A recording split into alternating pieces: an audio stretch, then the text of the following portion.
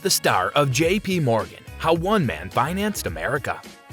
John Pierpont Morgan, abbreviated J.P. Morgan, was an American financier and industrial organizer who was a key figure in world banking in the 2 decades preceding World War I. He was born in Hartford, Connecticut on April 17, 1837, and died in Rome, Italy on March 31, 1913. He helped to restructure numerous major railroads and backed industrial consolidations that resulted in the companies United States Steel, International Harvester, and General Electric. Hello everyone, and welcome to another video on our channel. In today's video, we're going to discuss the star of J.P. Morgan, How One Man Financed America. So stay tuned to find out. Now let's start our video.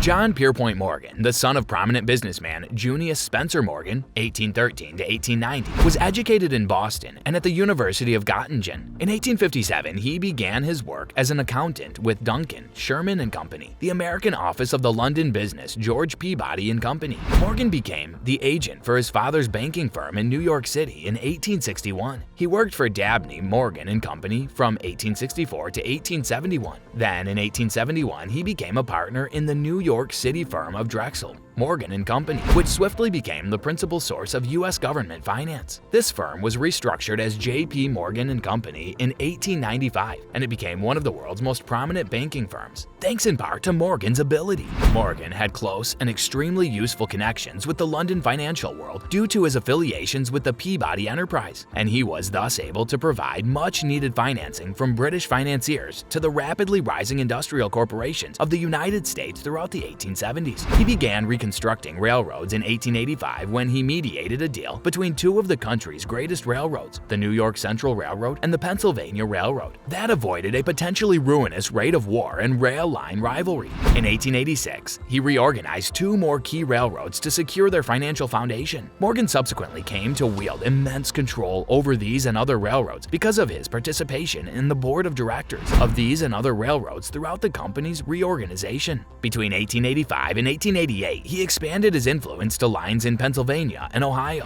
Following the 1893 financial catastrophe, he was called upon to rebuild many of the country's key rail lines, including the Southern Railroad, the Erie Railroad, and the Northern Pacific. He contributed to railroad rate stability and resisted 2 turbulent rivalry in the East by acquiring a large portion of the stock in the railways he rebuilt. He became one of the world's most powerful railroad magnates, controlling almost 5,000 miles or 8,000 kilometers of American railroads by 1902. If you're liking this content so far, please consider subscribing and liking the video. Now let's continue.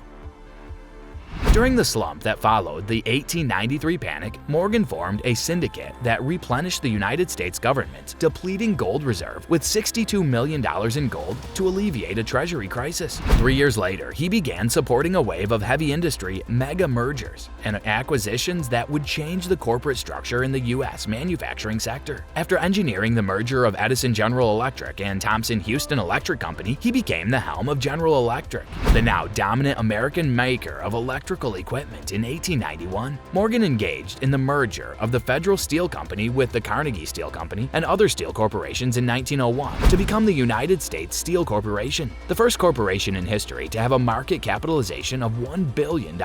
Morgan launched the International Harvester Company in 1902 by bringing together 3 major agricultural machinery manufacturers. In the same year, he established the International Mercantile Marine, or IMM, a merger of most transatlantic shipping lines, including White Star. Morgan had a reservation on the first voyage of White Star's Titanic in April 1912, but was forced to cancel due to illness. As a result, several people were killed as the ship sank. Morgan headed the American banking sector to prevent a systemic collapse following the stock market panic of 1907. He oversaw a group of bankers that took huge government deposits and decided how the cash would be used for financial relief, assuring the continued survival of various large financial institutions and businesses. Morgan's focus switched from directing huge industrial restructuring to acquiring several banking firms. Morgan and his banking institution obtained a top-heavy concentration of influence over some of the nation's largest corporations and financial organizations through a system of interlocking memberships on the boards of firms he had reformed or convinced. Morgan was the most powerful man in America capitalism until he died in 1913,